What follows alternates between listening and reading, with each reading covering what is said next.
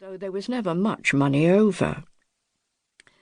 Her errands done, and with the sausages crammed into a pocket, since Mr. Coffin had said that he wasn't sure if he could deliver the meat before the afternoon, she cycled back to the large house on the other side of the town where her employer lived, parked her bike by the side door and went into the kitchen.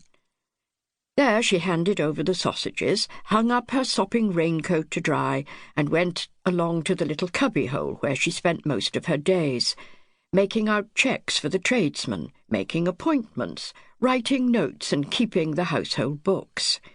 When she wasn't doing that, she arranged the flowers and answered the door if Alice the housemaid was busy or having her day off. "Never a dull moment," said Emma to her reflection as she tidied her hair and dried the rain from her face. The buzzer Mrs. Smith Darcy used whenever she demanded Emma's presence was clamouring to be answered, and she picked up her notebook and pencil and went unhurriedly upstairs. Mrs. Smith Darcy had heaved herself out of bed and was sitting before the dressing-table mirror doing her face. She didn't look up from the task of applying mascara. "I've been buzzing you for several minutes," she observed crossly. "Where have you been? Really, a great strong girl like you should have done those few errands in 20 minutes. Emma said mildly, "I'm not a great strong girl, Mrs. Smith Darcy, and cycling into the wind isn't the quickest way of travelling. Besides, I got wet." "Oh, don't make childish excuses. Really, Miss Trent, I sometimes wonder if you're up to this job. Heaven knows it's easy enough." Emma knew better than to answer that. Instead, she asked, "You wanted me to do something for you, Mrs. Smith Darcy?"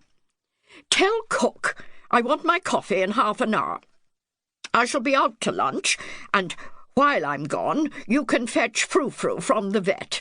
I shall need Vickery with the car, so I suppose you'd better get a taxi. It wouldn't do for Frou-Frou to get wet. You can pay, and I'll settle with you later." "I haven't brought any money with me." Emma crossed her fingers behind her back as she spoke, for it was a fib. But on several occasions she'd been told to pay for something, and that she would be reimbursed later, something which had never happened. Mrs. Smith Darcy frowned. "Really, what an incompetent girl you are." She opened her handbag and found a £5 note. "Take this, and I'll expect the correct change." "I'll get the driver to write the fare down and sign it," said Emma quietly, and something in her voice made Mrs. Smith Darcy look at her. "Well, there's no need for that." "It will set your mind at rest," said Emma sweetly. "I'll get those invitations written. I can post them on my way home." Mrs. Smith Darcy, who liked to have the last word, was for once unable to think of anything to say as Emma left the room. It was well after 5 o'clock when Emma got onto her bike and took herself off home. A small, neat house near the Abbey where she and her mother had lived since her father had died several years earlier. He died suddenly and unexpectedly, and it hadn't been until after his death that Mrs. Trent had been told that he'd mortgaged the house in order to raise the money to help his younger brother, who'd been in financial difficulties, under the impression that he would be repaid within a reasonable time. There hadn't been enough money to pay off the mortgage, so she'd sold the house and bought a small terraced house, and since her brother-in-law had gone abroad without leaving an address, she and Emma now managed on her small pension and Emma's salary.